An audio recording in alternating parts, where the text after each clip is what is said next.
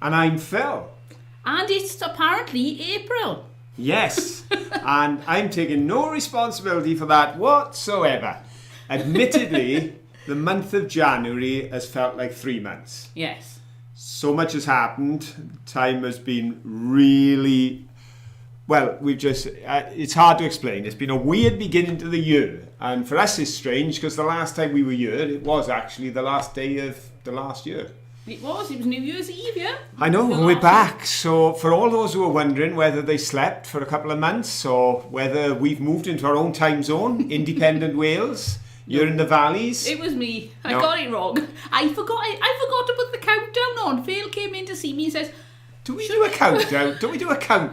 I know we start at 9, but don't we put the countdown on? And then I got caught out because mine was actually saying 30 seconds and that one registered as on time. So this one's running way... It always does. Today. Yeah, but it normally runs about 15 seconds. Yes, and further, is it? Ooh, there we Aye. go. So be prepared. There could be lots of bugs in the system. Nobody's saying no sound, so that's positive. Yes, You and I'm not forgetting to turn the microphone on. And I'm not on my own, thinking it feels like it's 3 months already with all this happening, because there's others. Lisa's commenting. There's lots going on in the conversations, in the chat. Yes, and it's lovely. We've got, at the moment, 66 people joining us. Lovely. Which after nearly 5 weeks off the air is wonderful. And thank you for all those who have been joining us on the premieres. I wasn't able to join you the one weekend. That was when I lost my brother, so I wasn't up there that weekend. But we've enjoyed being in the chat and keeping up with folks. And, well, it's good to be back. It is. It's lovely. And it's nice to have some company on a Saturday night. Am I too short? You are very short. I am yes. rather. There we are. Let's get taller.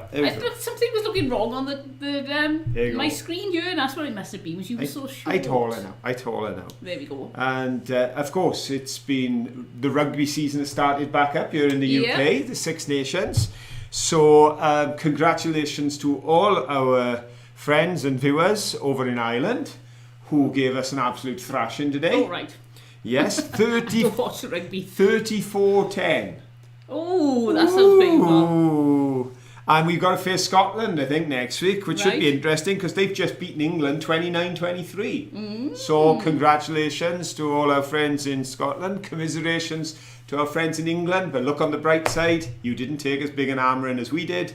But there again, you haven't played the Irish yet. No. So it's all beginning. This is quite it's a good fun time in sport. There's no animosity whatsoever in the Six Nations. It's rugby. All the aggression is on the pitch and it's a good laugh. So there we go. That's all kicked off. It has. And we've kicked off. We've come back at the same time. Different. You must have noticed there was no mudlarking on our video because we were saying before we stopped the show back in December that the mudlarking is getting so sparse around here. We can't find any way to go with enough fines to make videos. Plus, it's getting the big issue. Are so slippery and the big issue. I've got to be honest. I wanted to stop mudlarking a year ago when Caroline had the mini strokes. I even wanted to stop the channel. I was in a mood to just stop everything there and then because my only priority was Caroline's health. Caroline has come on leaps and bounds. She still thinks it's April when it's February because, as she says, it's funny what mini strokes do to your brain. Doesn't always get the right words, but the world we're living in now is transformed from a year ago. But I am still concerned, especially we were so blessed with the locations that we have been given locally that helped us to make videos over the last month. But I was thinking as I was clambering down that bank inside on the slippery grounds in Trearis, should we really be doing this? In my 60s, should I be risking life and limb on here? And looking at Caroline as she was picking things up, as exciting as it is, got to use our sense. So we've decided... We're getting old. So we've decided that we're going...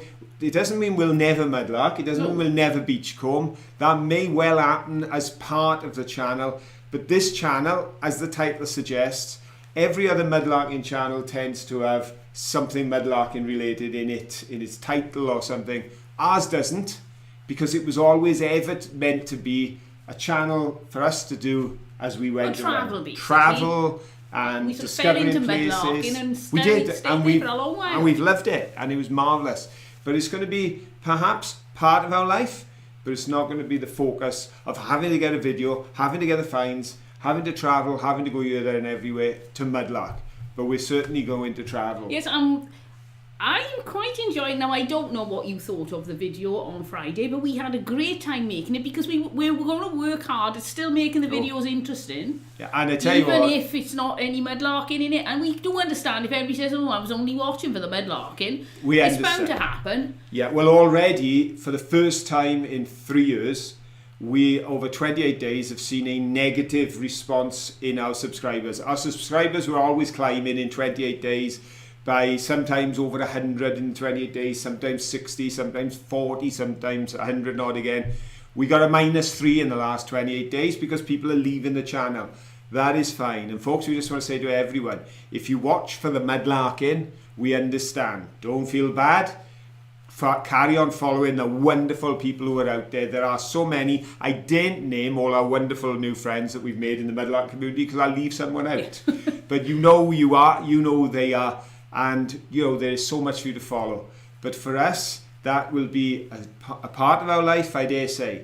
But our primary interest now is going to be travel, taste tests. As you can see, Phil thoroughly enjoyed the taste test. Definitely taste tests, experiencing the places we go, and hopefully being able to create for you the one thing that everyone has said about our mudlarking adventures is to give you all the feeling you're there with us. Yes, we like taking you along with us. It gives us company. So that is what we are proposing to do. As I say, a year ago, I was ready to walk away altogether. Now what we're saying is we're going to get back to our roots. And that video we put out this week was our first attempt at getting back to our roots. And hopefully it was entertaining because I'll be honest, it's more work from a construction of a video point of view to do these videos than it is to do mudlarking. We're still learning, so please bear with us because I'm probably going to need about a month to get the hang of editing this type of video. I knew exactly what I was doing with the mudlarking ones. Now it's a completely different way of doing things. So well, yeah, be patient with me. 3/4 of a mudlarking video for us was finding things. So we filmed ourselves finding things, talking about the things we find and finding more things and talking about the things we find. Now we've got to create that level of interest from what's around us, which we hope we will be able to do. And in an endeavour to do just that, I will be on... I'll interrupt you a second because Anne said, we really enjoyed your video, especially the train station. Annette, arting is a verb, said, adventure is adventure, doesn't have to be mudlarking. And Rufus said, well, I've been here from the start, lol. So there you go, you were with us before we discovered mudlarking. That's right, because of course, before Let's Go ever existed, we were the Celtic Traders, and wackily enough, we have not put anything out on Celtic Traders for 3 years, so therefore the channel has just sat there dormant, and we still got 3,000 subscribers on there. I've shut it now, though they can't see anything on yeah, it. But Adam, the Victorian Mudlark said, I'd never leave, you're such an inspiration to us all. Oh, thank you so much, Adam. You are an inspiration too, young man. I put up a post the other day and I said, at the moment, the most important mentor in my life is just 27 years of age, but he's walking a path that I've never walked and I'd be a fool not to follow. And I can assure you, Adam, as a young man, even in your teens, you've been an inspiration to us, and I'm sure to so many others in the chat. It's lovely to see somebody young getting stuck into something like mudlarking. Absolutely. But as I was about to say, on Monday I will be making an application for us to join Cadur. Ooh, Cadu. I don't think it's going on, is it? It's Cadu. Cadu. C-A-W. I don't know. C-A-D-W. Do you mind not wrecking my display? It's Cadu, not Cadur. Phil keeps saying Cadur. It's one thing to correct. It's one thing to correct my pronunciation. It's another thing to wreck my display as I'm showing it. So there are some of the places that we will be able to visit around Wales. So we're going to join, because some of these places you will have seen with us already, because we've already been to some of the locations. We've done... they can't see what you're showing. No, that's all right. But we have done Chepstow Castle. Yes, we've been there. We've been there. We've been to Caerphilly Castle. Yes, we're going to go inside Caerphilly Castle now, though, because we're going to buy the ticket to go in, and it's not that much more than to pay for Cadu and get it for a year.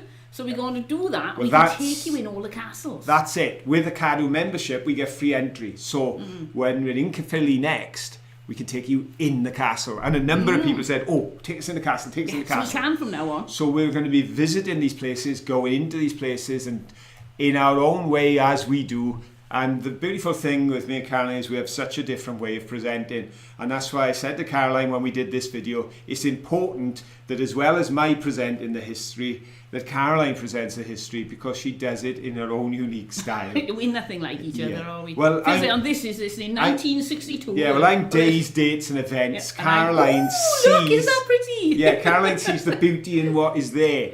And I think that together we bring out the best of it. So don't worry, Rufus. No, it wasn't Rufus, it was... Yeah, we get lots of lovely comments in. I am reading them. Yeah. I haven't got my glasses on, but I've blown the type up really big.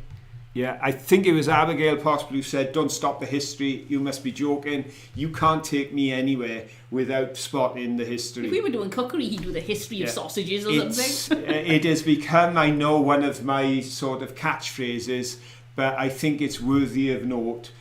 There's history everywhere. History is all around us. And it hasn't got to be boring. In fact, it should never be boring. History should never be boring, because how much more exciting can you have than a story that really took place and it happened where we're stood. You know, this place, we live in a house built in the 1970s, but part of the beauty of the home we live in is the history, because the history of this very building is part of my history as a child, because me and my mate who used to live down the road when this was a field, we used to play on the field, and when they started building the houses, we used to shimmy up the scaffolding, climb inside the foundations, go through the rafters of the roofs, and we'd be playing all sorts of games, clambering all over them. I was living on a local council-run estate at the time. I had no idea that one day I'd be living in one of the 4-bedroom detached houses I was climbing around. That is history. It hasn't got to be about kings and queens. It can be about very ordinary people who did unusual, peculiar and memorable stuff. And that's what we want to share as much as we can. Abigail said, have you guys tried metal detecting? You can walk on level ground and not worry about cliffs, etc. Well, we've got a metal detector. Oh, yes, and we've been out a few times. Yes. There are some metal detecting videos back on our channel. Yeah, and we didn't find anything exciting. Phil hated it. Yeah, well, at the end of the day... I was quite happy wandering along. Beep, beep, or more likely not beep, beep. Caroline likes magnet fishing. I find it boring. Caroline likes metal detecting. I find it boring. You know, there's only so many holes I want to dig and find there's nothing in there other than a can top. Now, all these stories that are out, somebody in the UK has just found a necklace that is believed to have been a gift from the young King Henry VIII, given to his bride after taking part in a jousting competition. Now, that sort of thing is unbelievable. Another bunch of lads have just found a hoard of coins. I know it happens, but I just find walking all day and coming back with nothing, I don't find it terribly exciting. And there's another haul, sorry, I was reading, there was another haul just a day or so ago, wasn't there? Yeah, some guys on it. Yes, found loads of gold coins or something. So it's extremely exciting. Like and I've got to be honest, one of my favourite TV series in modern times has been The Detectorists. Which was brilliant, and I know that pushed the sale of metal detectors off the Richter scale. It just went wild. So yeah, we have got one. It's a very nice one, and Caroline may well find herself metal detecting again. We went on one or two arranged ones as well, didn't we? And people were finding hammered coins. We found horseshoe.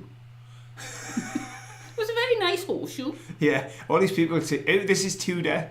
Oh, this is Edwardian," and we were going, "This is an horseshoe." I don't think it was even a very old one, or wasn't a big one off a Shire horse or anything. It was a really boring horse. It was off an horse. But we liked it because we found it. Indeed. So yeah, we may end up doing that. But for me, I just want to enjoy going places, seeing stuff, telling the stories, and trying to find the stories behind the stories. And eating the food. And of course, we will, on your behalf, eat the local purely food. Selflessly, of course. Yes, we will eat the food. And also, of course, it means that whereas we normally are, oh, look, this is what we found, then the live show's going to change. Because there aren't finds. I was thinking perhaps we could bring some food back, though, when we're at places and do a bit of a taste test on the live show as well. That might be a bit of fun. And I Just guess wanna eat. everybody talking about food, because we do like to talk about food. Yeah, and of course, the other thing is, it opens up perhaps, let's see how it goes, a bit more time for questions coming from on the chat. But can I suggest, if you put a question in the chat, perhaps use capitals. Yes, just so we don't and miss a row it. of smiley faces, because it does go past a bit quick. We're talking to camera, which is up here, and all the chat is happening down there. Yeah. So that's I why try you see not to get Caroline looking too away. absorbed, but I'm terrible for looking down at my chat. Yeah. And Caroline's is larger than mine, so it's easier to Oh, see. Javier said, how about bungee jumping? For somebody who doesn't like heights.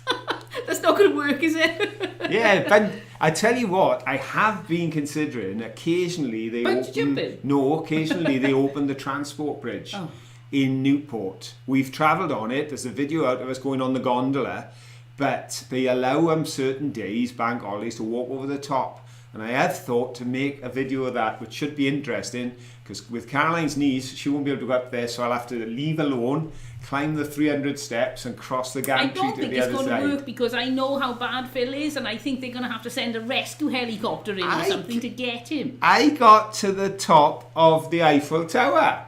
Oh, Sue Smith's put lots of hands up. What about Caroline's channel? Yeah, your channel, you've just put a craft video. Have you put it out? Yes, that was out on Friday. Yeah, Putting that Caroline video has out now. released 3 craft items, beautiful craft items that she made. That's out on Friday.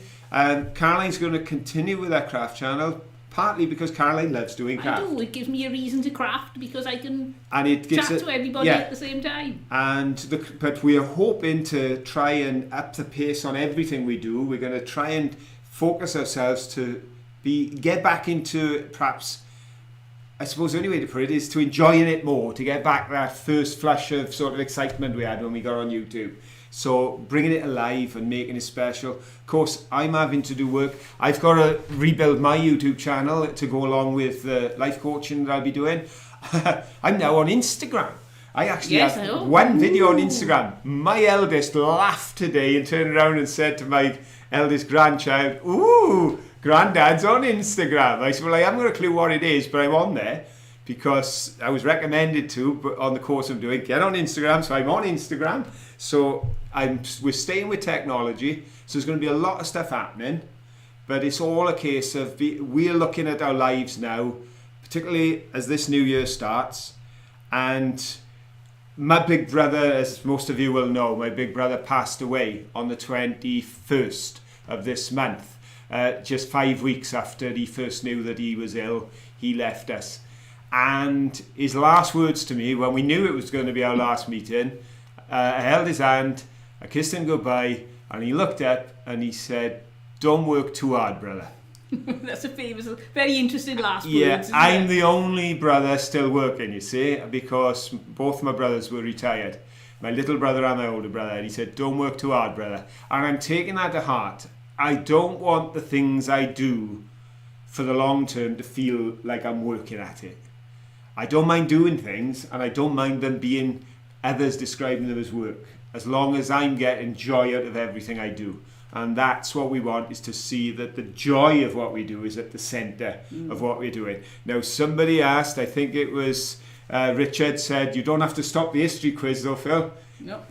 You're all right. Oh, don't show the answers. Oh, look, They'll all all gone back and freeze the blown up page this now. screen now. And I tell you what, do you want to say who's in first? Oh, I haven't done it. Sorry. And I'm then we'll have the really first rusty. question. Right, so on my screen, which is, oh no, it's No, not working no, because I had to change my it's screen. Jen so. W. All right, well done, Jen W. They're not on my screen either. Oh, it was you've Jen gone W. It was the Victorian Mudlarker. Well done, Victorian and Mudlark, it Adam. was West Country Mudlarks. Well done, West Country Medlar. They were the first three Well when we remembered. looked about 20 minutes ago, but of course the chat keeps moving off the page.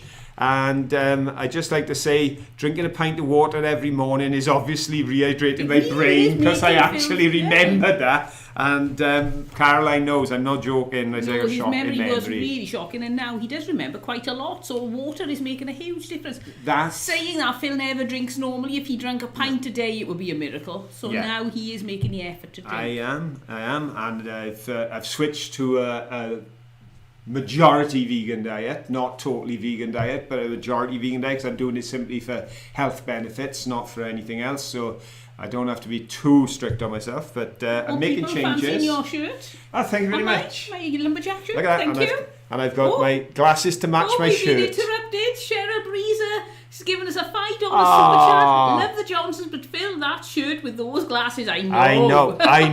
Ain't it good? Oh, thank you so much, Cheryl. That's really kind of you. We really do appreciate that. Yeah, you've got to make the effort, don't you? You've got to make the effort. Phil does like dressing loudly, shall we say. Yeah. I like dressing. Oh, it's been so cold today. I've got a jumper on, I've got a t-shirt on, and I've got this really thick fleece on. And interesting, I know we should be going to a question, but I'll just tell you. I was doing some craft this morning using some chalk paint. And I usually change into something that it doesn't matter if it gets dirty. And I thought, I'm so cold, I don't want to. I'm a big girl now. I can paint without getting it all over me. And I did. Oh. And then I went to move the thing I painted. It went up in the air. I caught it like this and it was all paint up my sleeves. And I didn't notice. I looked at the back and thought I'm okay. And then I was just about to come on air and I thought, oh no, I was covered in cream chalk paint all up my arms. So I got out, I looked on the internet and apparently rubbing alcohol fixes it. So I used rubbing alcohol and it's all gone. Anyway, there are. You can carry on now. Mary Elliott, please tell us you'll still take us to the shed. Yes, I actually have a project to get the shed completely ordered. Now that I'm not going to be bringing things in at the rate I was, because the conservatory's full again, then I'm going to have a major sort out of the collection of rules I've got. I'm going to be able to keep all my whole items, part with some of the broken things from the early days, and get it all laid out like a lovely museum, and then the shed will be a point at which I can do, as cameos to the show, we can have trips to the shed. Just like we'll probably have occasions when Caroline will do a bit of craft. If we'd had the time this week, Caroline had thought of a little bit of craft to do, but we just didn't have the time to edit it in because although my brother told me don't work too hard, we came back off our holiday, and in the last 3 days I have conducted 5 funeral services. I did 1 on Thursday, 2 on Friday, and 2 today on Saturday, because life is so busy here at the moment, and sadly so many people are passing away. So it's been hectic, but we are thinking there will be the occasional trip to the shed.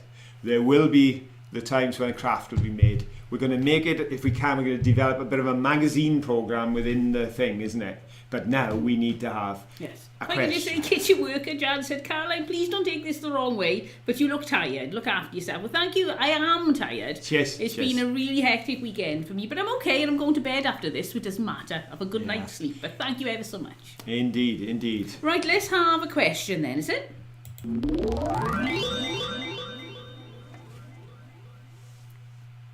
Okay, someone has already commented on how much they enjoyed the footage at the station. I love stations. When I was a kid, life wasn't always easy when we were young, but I could be on a station and it was another world. Oh, well done, Tom. Hello, Mr. Burley. Give us a £10 super chat. Thank you ever so much, Tom. That's really kind of you. And we really do appreciate it. Plus, you interrupted Phil. And can I just say, Tom, don't rest easy. Don't think, thank goodness, they are no longer focusing on mudlarking, so I won't have to put up with them. Yes, you will, because we still love Yorkshire, and we still love you, sir, and we are looking forward to seeing you again at some point. And when we do our next tour in the caravan, when the spring is here, we're going to be heading up north, and we'll certainly be stopping off in Yorkshire, and maybe that'll be one of the times when we'll have a little trip out, do a bit of mudlarking for the video, because we'll be with our friend Tom. So thank you for that, Tom. Your kindness is appreciated. Rachel Bailey, drop me a message on mudlarking@aol.com. So, here we go. Oh, Brian O'Brien, thank you so much for your coffee donation. And you interrupted Phil. He's I tell you what, get his question done. What if I just sit here now and give you all 5 minutes to throw money at me, and then I'll come back with a question? Oh, thank you ever so much. That's really kind of you, and we do appreciate it. Thank you. We do. But as I say, somebody did comment about the station, and we were so fortunate because that we went down there on a Sunday and we didn't know how many trains would be running, but because it's the coastal line, we got the Paynton train going through, and then we got the super fast London train that shot by, didn't stop at the station, and I don't know if you heard the announcement, but it says, please hold on to your pushchairs. And wheelchairs. And wheelchairs, and withdraw them back from the edge of the platform. This train is passing through quickly, it will not stop. It didn't look as fast on the video as it actually was travelling. It was quite scary. Yeah. But it was lovely to have all that and to try and transfer that atmosphere over. But here's your first question. Question. And it's about that particular station, because I simply want to know which of these great Victorian engineers brought the railway to Teignmouth. Was it A, Stevenson, B, Brunel, or was it C, Telford? Go. There and I remembered that, but at the very last second, I was... Oh, here we go. Right. Oh, we've got an answer, and we've got two answers. Here come the answers. How are you thinking, folks? As you know, Stevenson, he was a great engineer and inventor. In fact, I was surprised when I was doing my history check that there were 4, I think it was, Stevensons that were all big engineering inventors during that time. And there was more than one Brunel. I suppose they would be. So these families, I think their sons, their brothers, they were into this and they had the means to do it. But you got Stevenson is A, Brunel is B, Telford is C. Who was the one that brought the railways to Teignmouth? Well, we've got a lovely lot of answers. And can I just say, we've got 101 people in. Oh, lovely. And thank you so much for joining us all on a Saturday night. Yeah, plus, I know there's people watching in twos because Ollie is out there watching with Kate. Yes, hello, Ollie. If he hasn't fallen asleep. Sorry, we both. Ollie tried to watch the last 4 videos but fell asleep in every one of them, which is really good because now we're going to start one of them video channels on YouTube of Fall Asleep with the Johnsons, and we can stick out the videos of the underwater and the trip through Europe and up through Yorkshire. Till we go to Yorkshire too often, we managed to make an hour video of driving around Yorkshire. That was only a small section. Without going down the same street twice. So, what are you thinking? Ooh, let's have a look. I can see a correct answer. I can. I can see several. So we're all right. Okay, let's let you know, folks. The answer was, Isambard Kingdom Brunel. What a grand middle name, Kingdom. Yeah. I think his brother's name was George, which isn't so much fun. No. But he was Isambard Kingdom Brunel. He brought the station and the trains right through the south coast. He became the senior CEO engineering director of GWR, Great Western Railway later. And Great Western Railway is still now a new form of Great Western Railway. You can see GWR on the coaches as they went through. So, who was first? Well, we had a couple of people in very quick, but we had a C, an A, and an A, and then Colin Scott gave us a B. Who was that? Colin Scott. Oh, well done, Colin. There we go. So that's gold podium position for Colin. Then we go, the next B is West Country Mudlarks. Well done, West Country Mudlarks. And as I say, that's one of the couples that have got a fantastic channel. Make sure you watch them. And then straight after that, there was 2 in a row. But the first of the 2 that came in with the correct answer, all of my answers have moved. The first that came in straight, because actually, hang on. He's got it wrong, No, I haven't. Yeah, we're okay. We had West Country Mudlarks, and then straight after that was Glenda Weiss. And Glenda Weiss has got the B, and I'll just give a special mention to Lexi B. Oh, fourth place. Come fourth. But fair play, those last 3 answers were all in a row. It was a split second between you. So, top of the tree, Colin. On the second post, the West Country Mudlarks. And then we've got Glenda. So well done to the 3 of you. Congratulations. First question of 2023. And they are the folks on top of the tree. So, where are we going to go next? Right. Oh, where's it gone? I've lost it. Cyber leader Andy said, seriously thinking of building a shed from bricks from Crosby Lol. Got lots of different ones from there. The amount of architectural salvage on Crosby Beach is unbelievable. You really could build a house from it. Well, several. You walk for ages, and if you haven't seen our video on Blitz Beach, because that's what the video is called, because it's known as Blitz Beach, Have a look at that. It is amazing to see just how much architectural salvage is lying on the beach. Well, if you think about it, I don't have the figures to hand, but on the screen I actually say how many streets of houses and how many dwellings were completely level to the ground in a week. And it is thousands of houses. It's the second biggest bombing raid out. It was outside of London. Liverpool took the worst. And in this 1 week in May 1940, I think it was, they were hammered. And of course, they just bulldozed it all into this pile. Now, millions of bricks will never be exposed because they're underneath the golf course. But slowly, nature is doing its bit, and every time that tide crashes up, it's bringing more out. So you're quite right. You could build a pretty classy shed from the bricks up there. That's for sure. And if you do, then be sure to post a picture for us all. That would be great. Right, should we get on with another question because it's gone 1:30. Oh, We've done one right. question. So we're going to do 2 in a row just so that we catch up on the questions. Go on then.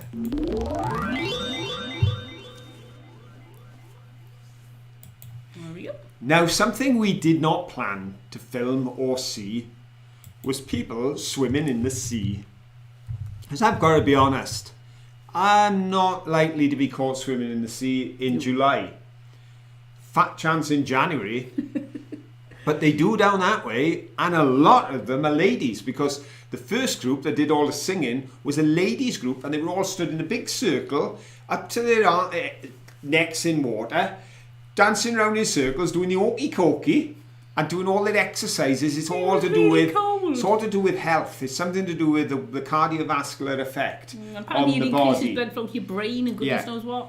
And then on another occasion, when Caroline was out collecting driftwood for her craft, she met another lady that was swimming every day. If you see the bit where I was collecting driftwood and I came up and I showed the street with all the driftwood drifting, sort of came in with the tide up the street, and a lady just walks around the corner. Well, I put the camera away because I didn't want to film her in case she didn't want to be filmed. But then she was talking to me. She lived at the end of that street.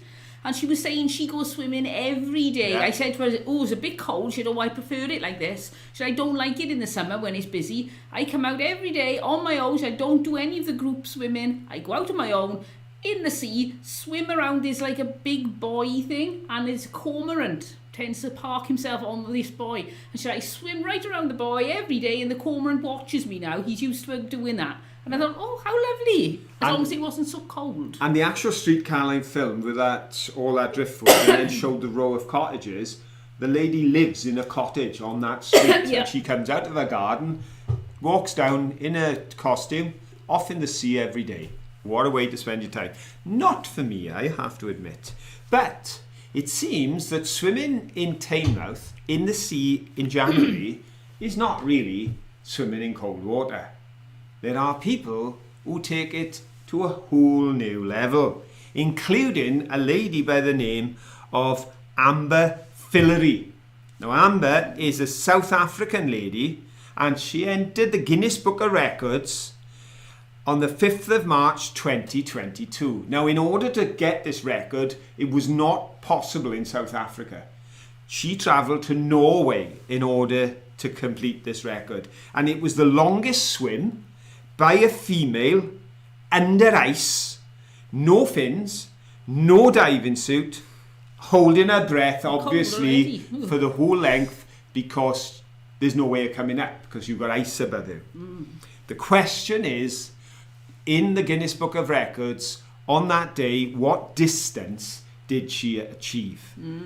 Was it 50 metres? That would be 165 feet for those who have real measurements. 90 metres, that would be 295 feet. Or was it 130 metres, that would be 425 feet. Go! So A is 50 metres, 165 feet. B is 90 metres, 295 feet. C is 130 metres, 425 feet. This is swimming in a swim costume, no diving, no flippers, just swimming under your own strength. And the question is, how far did this lady Amber go in that conditions? It is a world record. I've got to be honest, I would have thought I'd set a personal best if I just put my foot in and got it back out. This is cold stuff. They actually do it in the lakes up in Norway. Because of course they've got the ice. Not my idea of fun. I would imagine they have to break holes in the ice at regular intervals so that the person's got the option to come up. But I wouldn't want to have to try and come up halfway between two holes. So I'll how tell are we you doing my here? thinking on this one. I went for the furthest distance because I was thinking that the cold weather slows everything down. So I thought, well, perhaps you could go longer without needing to take a breath. And I was thinking, and I don't know if I got this right, but I thought I got it wrong, haven't I? I thought it was 30 metres width in a swimming pool, which meant it'd be 90 metres length. And I've seen people do a whole length underwater. So I thought, I think, 130 metres would be achievable. But I got that wrong. Oh, well, you've let them know not to answer that one. You let them know not to get that in. That's why I said all the answers are in now just about anyway. So I told you my thing. I went wrong there. So you've already let the West Country Mudlarks know that although they were the first answer after the go, they were wrong. Because they went with your theory. Yeah. Yeah, they went with your theory. But we have got correct answers. All right. Because it was not the longest. It was not the shortest. But it was the middle one, 295 feet underwater, holding their breath, 90 metres in. So that's like three swimming pool lengths, isn't it? I've no idea, love. You've talked to me as if I'd been in a swimming pool any time. Yeah. Yeah, the only time I went to the swimming pool, we just dive bomb off the side, and I could do a dead man's float. But that was as much as I could manage. But it was 90 metres, which I got to be honest, I'll take my hat off to anybody who can get in through a hole in the ice and just drop in the water, let alone then point yourself in that direction and using just your hands and feet swim for 90 metres under the ice and then coming up. World record. And who's going to be the record holder today? Who's going to get on the podium position with the letter B? Well, she's sticking with her theory. Lexi B is going with B again. Well done, and this time she made it. She was pipped at the post at number 4 on the first question. But she's come back and got gold position. Well done. And then it's Charlotte. Well done, Charlotte. And after Charlotte, it's the man himself, Mr. Soap Dish. Richard said it. I told you, this memory of mine, drink the water. I don't forget. Well done, Soap Dish. Yeah, it's Richard. So there we go. It's Lexi, Charlotte and Richard are the first 3 answers in. And I got to be honest, I'd say that 2/3 of the people went with either the shortest or the longest, using different theories. But that was the answer, folks. 90 metres, Amber Fillery from South Africa. Makes you wonder how somebody in South Africa takes up swimming under ice. Because it doesn't seem like the sort of country I would expect. They did underwater swimming anyway, because don't they in the warmer countries do the depth swimming where they got like a big rope going down like 67 miles or something silly, and they got divers all the way down with oxygen breathing apparatus ready, and these divers, they go down and down and down and down when they know they can't go. They timed it right, they then shoot to the top. And I think, what if you've left it too late? But these divers then, you could signal to them and they'll put a mask on you, but obviously you fail when you do that. But so perhaps she was doing that. You've got pearl divers, haven't you, that go down for ages and hold their breath. They do go down on, and there is a world record for that. But I won't quote it in case I'm wrong. I think it was 700 odd meters they went down, but that may have been feet. I can do a width in the swimming pool underwater. If I dive in, I can't do it from a standing start. If I dive in, I can do a whole width underwater. But I come up like, it's just finished me off. Usually for me, how far I can travel in water is determined by the depth, not the width or the length. Because I generally just go straight to the bottom and then bob back up. Free diving, Lexi was saying, is called. Don't worry, Richard. It was just one of Caroline's over-exaggerations. They don't really go down 67 miles. Well, you know what I mean. Yeah, more like 700 metres. Yeah. But, that'll be interesting. Hey, Richard, come on. It's April the 4th in this lady's world. Anything can happen. What's my name? Where am I? Oh, yes, we're on our cookery channel. That's right. Yeah. Coming back to cookery, of course, that was interesting this week. Because it was only on this trip I took the time to find out the difference between Devon and Cornish cream teas. I didn't know there was a difference. And there should be an explanation for our friends in America, because whereas you would think of possibly a cream tea as a liquid drink, because you're putting cream in your tea or your coffee, Obviously, over here, the reference to tea is for that meal, sort of snack meal in the afternoon. Yes, we tend to have dinner at what people call lunchtime. So about 12 o'clock we have dinner, and then we have tea about 4 o'clock. And if you're posh, you have dinner at about 7 in the evening, but you have tea at about 4 o'clock to keep you going till you get to dinner. So whether you're from the aristocracy... Oh, well done, Christina. Christina Mitazaki has given us a 55 Swedish crown super chat, and we've got an avocado with his cup of coffee. Oh, I could do with one of those cups of coffee at the moment, but then I'd never sleep tonight. Oh, thank you ever so much, Christina. That's really kind of you, and we really do appreciate it. Thank you. We do indeed, thank you. And Kitchen Worker is saying they made Welsh cakes the other day. I've never done them before, but they were delicious and now a firm family favourite. We like Welsh cakes when they're just cooked. You can't put them away and eat them cold, but when they're warm. Yeah. Well, the thing was, as a child, I never knew you could eat them cold. I said until they sold them in shops, I didn't know you could serve them cold, because my mum, we used to have the Rayburn, the range, Mum would always have a small range put in, because Dad died quite young. He was only 32, but he was working in the local colliery. He was a timekeeper.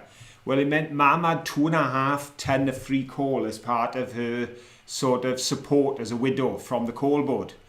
Well, she thought, how do I make the most use of it? Well, if I can heat the water and cook the food using the coal, I'm getting more out of it than just having a fire in the house. So that's what my clever mum did. And I tell you what, slow cooked rice pudding in the oven from a Rayburn is absolutely brilliant. And when it comes to cooking the Welsh cakes, of course, didn't need a griddle, just cooked them on the hot plate. But Mum, she had 3 gannets for kids, me and my 2 brothers. And as Mum was cooking them, she'd put them on the plate on the side, and as soon as there was one lot on the plate, she'd sprinkle the sugar. By the time she cooked the next lot, we'd ate the first lot. So we got a taste for warm Welsh cakes. But I'm glad that your family have made them a family favourite. Just to let you know, I'm pretty sure 99%, but then again, it might be wrong, I've made Welsh cakes on one of our videos. I think that's where they got it from. Right, if you put in, let's go with the Johnson's Welsh cakes, you should get a video with me making Welsh cakes. If anyone's wondering how do I make a Welsh cake, you can find out. Caroline gives the recipe, and I think that's probably where Kitchen Worker got it from. And I could also sit and eat a plate full of cream teas if I had to. They are lovely. Admittedly, I am now at my lowest weight for 15 years. Shut up. I was aiming to get back to my best weight in 10 years at 12.12. I'm now below 12.7, but I can still put away a cream tea or two. And it was interesting to discover the simple difference between Devon and Cornwall is whether they put the jam under the cream or the cream under the jam. But then to see how much they have feuded over the years. But they did manage to join forces for a short time, and that's when they took on the rest of Britain and the world and took their case to Europe to claim for regional definition for Cornish and Devon teas, because they were being served everywhere and people were serving it, and they weren't using cream from the area, and they won. They got it. If you want to make it a Devon tea or a Cornish tea, the clotted cream must be made in those counties. Gotta come from that area of England now. So that put an end to the Cornish cream production in Yorkshire, which was going on. They can still make cream, but they can't call it Cornish or Devon and their teas. So that's why now we often see advertised afternoon tea. And you get your scones and everything, but they can't label it as Cornish. They did the same with Cornish pasties. If a Cornish pasty isn't made in Cornwall, it can't be labelled Cornish pasties, because you had factories turning pasties out all over the place and sticking Cornish pasty on it. They took it to the European courts, they won their day. The amazing thing is, since then, it is our joy that we can get, if we wish, a genuine Cornish pasty made in Cornwall while we're in Yorkshire, on the borders of Scotland, on our way to London, because they've opened up these cubicles on the services which are genuine Cornish pasties. but they have to make them in Cornwall, freeze them, and then drive them all the way up the motorway, dropping them off, and then they can cook them on site. But they have to be regional, and it has to be the clotted cream in that tea has to be from that area. There we go. So, as I say, interesting stuff. No, right, we better have another question. I tell you what, if we have a question about clotted cream. Good idea.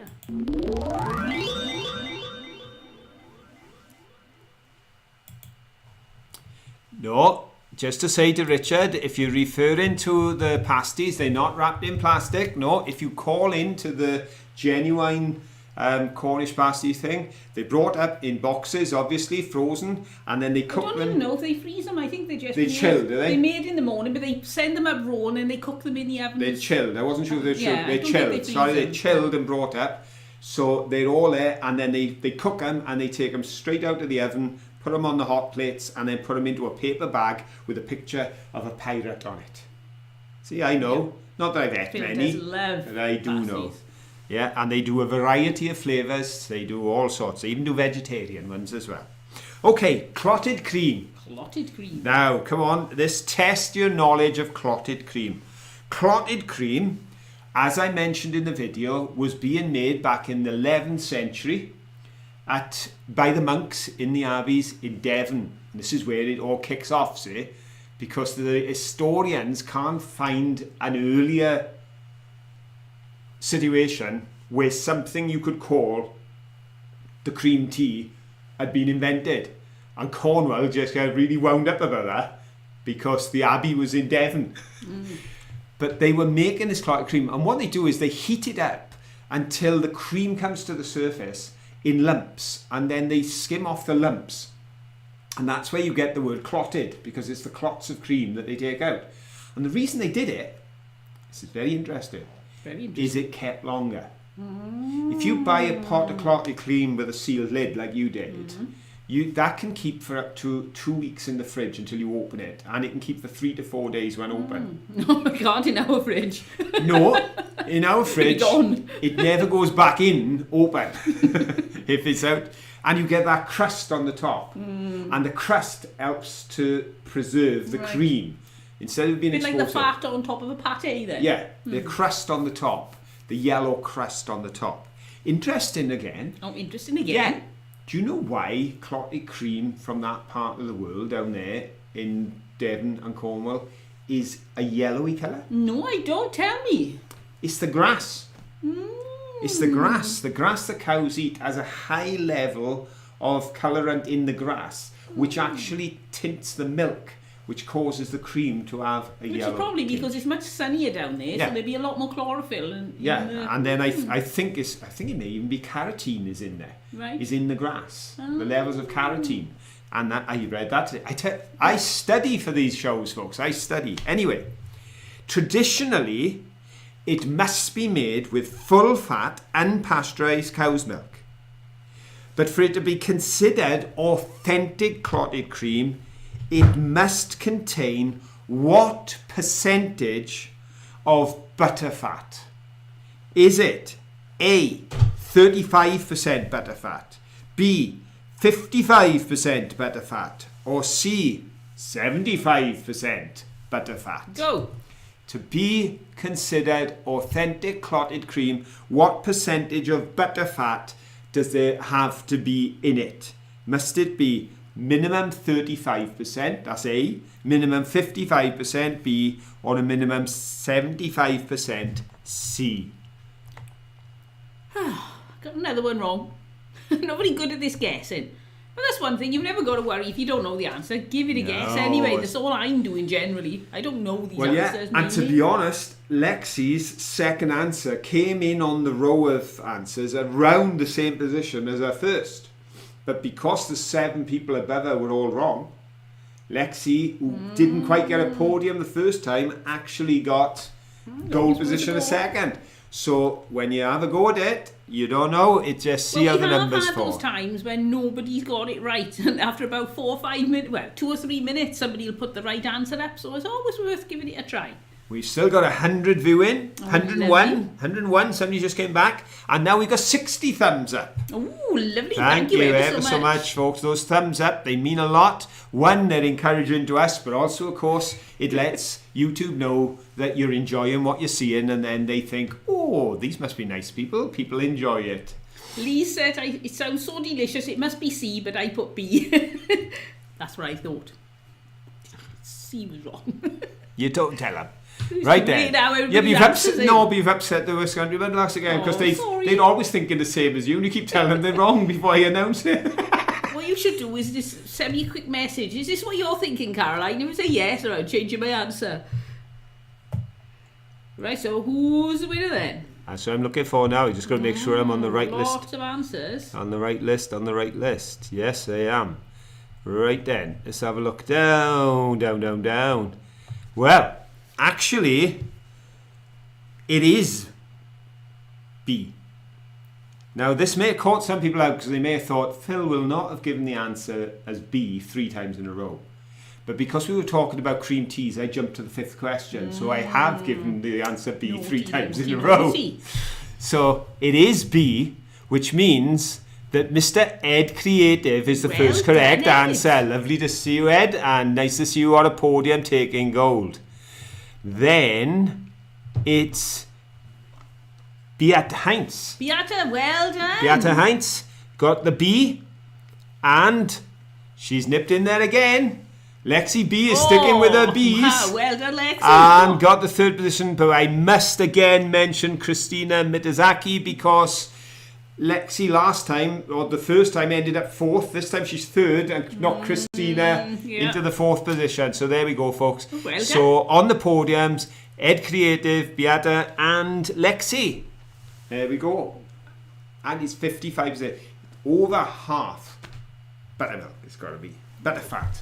Oh, Ed said I make some nice pasties with whatever I have left over from the night before. I used to do that with corned beef hash, which, well, the way I cook it is potatoes and onions all boiled up together, drain them off, chuck in some corned beef, which is different to American corned beef. Our corned beef is nothing like yours. It's really cheap and nasty. But put it in, mash it all up, and that's what we call corned beef hash. And then any leftover, next day I put it in some pastry and make pasties with it. I tell you what, though, you've also made pasties with the leftover curry. Oh, that's nice. Yes, curry pasties.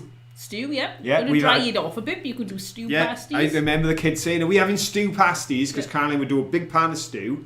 So we'd have stew, and the next day we'd have stew. And if you put barley in the stew, then I cook it for like 30 minutes, and the barley still isn't completely thoroughly mushy. Because if you leave it in overnight, then the barley soaks up the last of the gravy, and then it's quite stodgy. So after 2 days of eating stew, the 3rd day, just for variety, Caroline roll out the pastry and, drain off the liquid, chuck it all in, and we'd have the remains of the stew stuck in the pasties. No? Yes, I've got a very large pan that I use for that. Oh, right. Potatoes, cheese and onion is nice.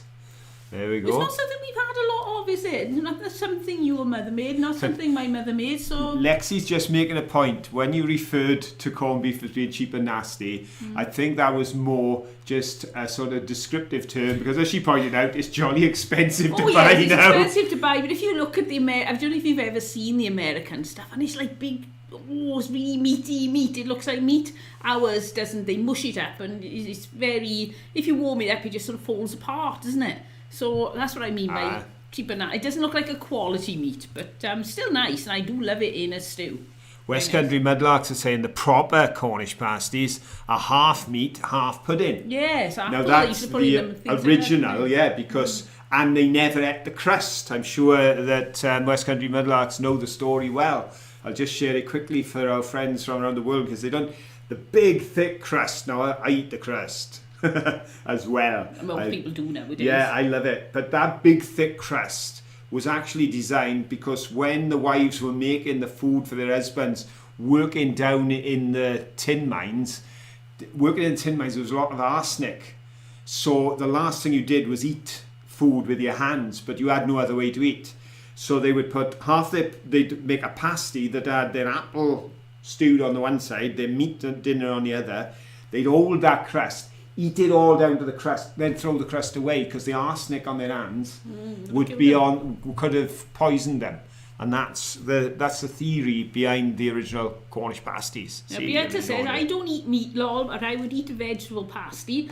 And Lexi says it's nearly £3 for a tin of Prince's corn dog, which I'm assuming you talk about corned beef. I know, it's mad. The thing is, I don't know, because it's been a while now, a couple of months, and we've been trying to eat more plant-based. It's not that we never eat meat, and it's not that we never eat dairy, but we've really been trying to change our diet, and that's why Phil is losing so much weight. It hasn't made any difference to my weight. I'm still working hard, but Phil, the weight's just falling off him, and he eats like a pig. Yeah, but if you're cutting down dairy, you stop eating chocolate most of the time. Biscuits. Over Christmas, I only ate the gifts I was given.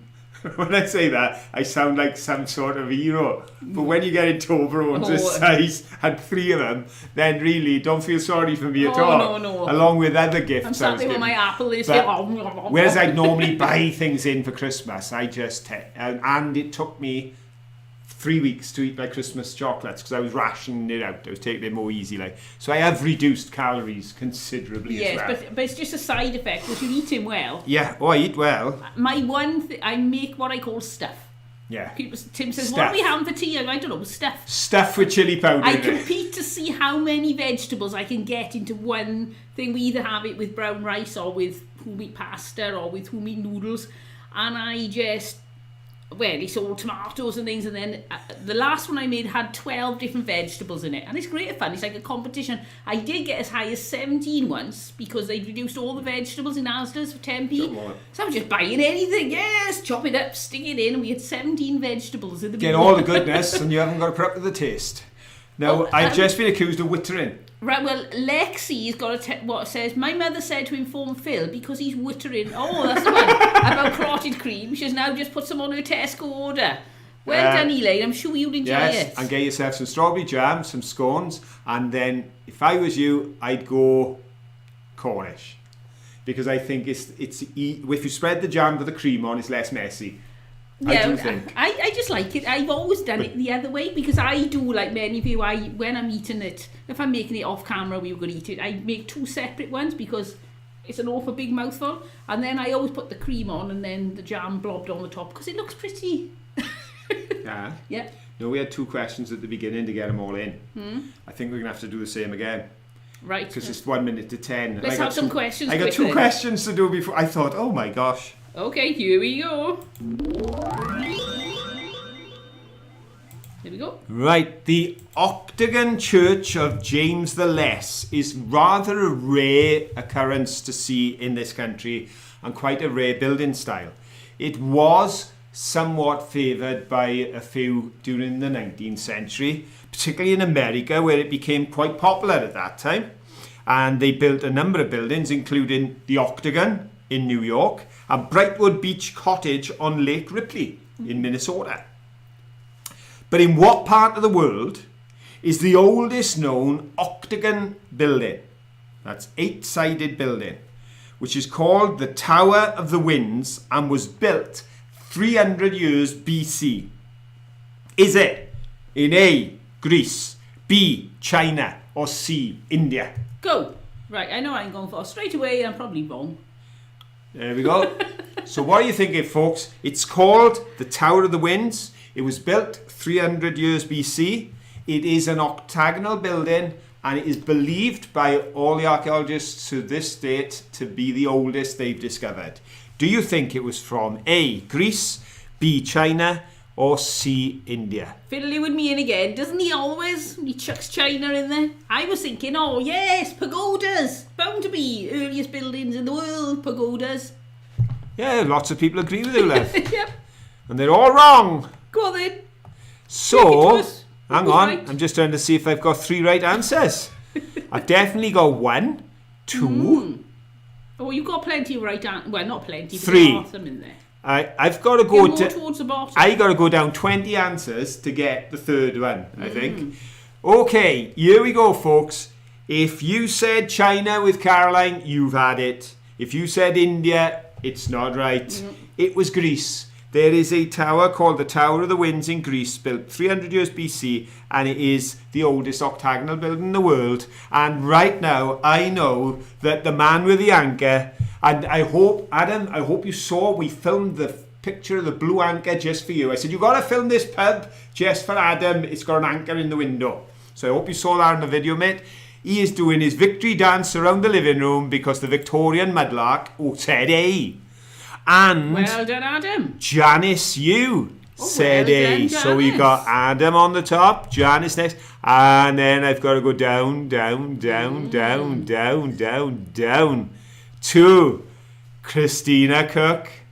So well there we go. We've got Adam and we've got Janice and we've got Christina. Congratulations. They have got the top positions. And we go straight into another question. Another folks, because our time's gone. There you go. And this time it's a question about a wonderful comic actor, Norman Wisdom. Caroline made reference to the film he did, The Press, and where he supposedly walked down this big steep hill from the station, which is a bit weird because the station is down at the bottom of the big steep hill. That's the way they do it in films. It looked better. Norman Wisdom was born in desperate poverty in London. He walked to school barefoot. When his mother left home, his father disowned him and his brother, and they were put into a home. He hated it there, so at 11 years of age, he ran away. He discovered acting when he joined up to serve in the forces during World War II. He was based in India. And well done, Jeannie Nash. Jeannie interrupted Phil, Jeannie. And $2 Canadian super chat. Thank you ever so much, Jeannie. That's really kind. We really do appreciate it. Plus, you interrupted Phil. Well done. We do appreciate it. While he was in the army, his very first sketch, he did a comedy boxing match where he did some of his antics of falling around and getting knocked out, and he brought the place down. And the rest, as they say, is history. He went on to have a wonderful career. He was inspired by Charlie Chaplin. That was his hero. And Charlie Chaplin came from very humble beginnings, from London, in a very similar way years earlier.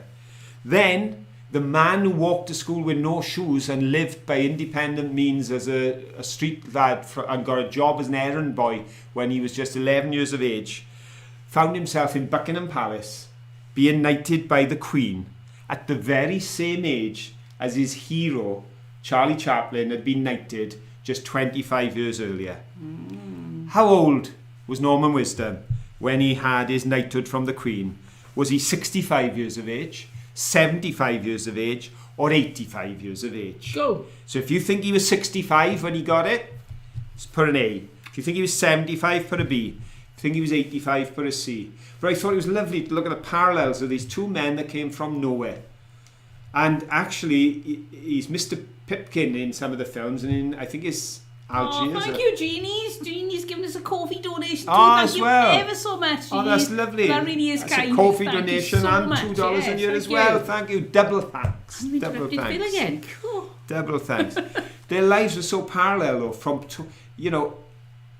anybody could justify somebody from that background finding themselves going nowhere. But these people didn't just go somewhere, but they just brought joy to the hearts of millions of people and laughter, which is a great gift. I had a guess and I thought, I think 75, but that's a B, and I don't think it's going to be another B. Sorry to disappoint everybody who's put a B down. It wasn't B. He wasn't 75. No, it was. And I tell you what, the first 5 answers in were correct. Last time I had to go looking for the correct answer. This time the first 5 in are correct, so it's all fastest finger first this time, folks, because he was 85. It was the year 2000. He was born in 1915.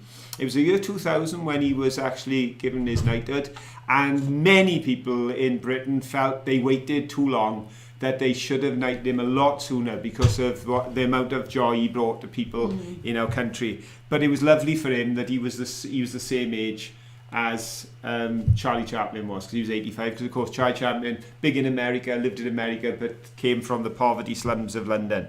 So I'll tell you what, I'll give you the name of all 5 top answers, right, but of course, goal position, Ed Creative. Well done, Ed. Next, the Victorian Mudlarks. Well done, Adam. Another visit onto the podiums again as well from West Country Mudlarks. Well done, West so Country a repeat performance for all 3 there. And then just pipped out was Susan Haywood And Dan Fetters. Oh, Susan and Dan, almost, but well done. First 5 answers and you were in. Folks, you've been marvellous. Yes. We really thought this hour was going to be too long, that I even talked about making live shows half hour. We have had to run 2 questions in the last 5 minutes. We are 6 minutes late leaving. And there's 97 of you still sticking with us. For sticking with us. 79 of you have given us thumbs up. Thank you so much. It's really kind of you. That's brilliant. If there's another 21 out there who haven't, do it as we finish and we'll get to the 100. Yes, that'd be lovely. Thank you. Thank you for everything. Somebody's just subscribed. Oh, there Vicky we go, Barnett's Vicky Barnett. Oh, thank you so much, Vicky. That's really kind of you. There we go. Hope you enjoy our journeys. Yes, and that's one of the things we're hoping. We appreciate everyone who's with us, and we appreciate that some may feel this isn't where they want to go. Fine. But we believe in this family's going to grow. And folks, I'll tell you the truth. The reason we're not leaving YouTube is not because we love making videos, although we do enjoy the process. It's not because we couldn't go on holidays unless we filmed them. We actually sometimes go on a day out and don't film just to enjoy the experience. The one thing we just can't walk away from at this point in our life is this community. Yes, we love this community. Being with you all is such fun. We want to see this grow. We want to take people from all over the world who may not have the opportunity to see places. We don't go far, but we see things that some of you may never see. And one thing you could do is that if you know anybody who perhaps is stuck in and doesn't get to go out and about very much, or is a bit lonely or a bit bored, why not share, instead of just, mentioning you watch us, if you share the link and say, why don't you come on a Saturday invite them evening? over. We'd love to have them. And they can come in, join in with the chat, and they'll get to know everybody, and it grows the friendship. There'll be so many people on here. Even if you end up with all little pockets of friends, it doesn't matter. We'll end up with a bigger community, so that would be lovely. So if you could share the channel, it would be great. Thanks. And of course, if there's places you would love to visit, but you never have the chance, let us know. And if we're passing, we'll pop in. Isn't it, love? Kitchen workers, please come here, adopt me, Mum and Dad. You wouldn't be the first. Way. You wouldn't be the first. The number of kids. I remember a young man in our youth group, and he used to call me Dad, and what do you call me? Dad. He used to call me Padre. And in the end, I don't know how many names I had altogether. And one day we were down in an ice cream parlour with our 4 children, our future son-in-law, and a couple of friends of the kids. And they were all calling her Mum and me Dad. There must have been about 9 of them there. And the people behind the counter were thinking, oh, the poor thing's having all those kids. But we were Mum and Dad to everyone. It's what we've always been. The kitchen workers, I'm 61, but I don't care. I tell you what, we've had kids older than that, because we're Mum and Dad to people that are well in their pensions while we were in our 40s, right? But what we love is the community. And folks, this is our YouTube family, and we want to see the family grow. So again, thank you for coming back to us tonight. Thank you for over 100 of you being with us. Thank you for those who are still supporting us on Ko-fi. That means so much to us and makes such a difference. Thank you for the comments. I am 3 weeks behind with the comments, but I'm getting there, because my brain just fried over the January. It's been a difficult time, but we're back to normal now. We are here, and we're looking forward to new things together. And I hope you're as excited as we are. But we'd better let you go, yes. because Caroline needs to go and have a nap. She's looking tired. Well, so thank you ever so much for joining us, and we'll see you all next time. But until then, don't forget, have fun. Bye.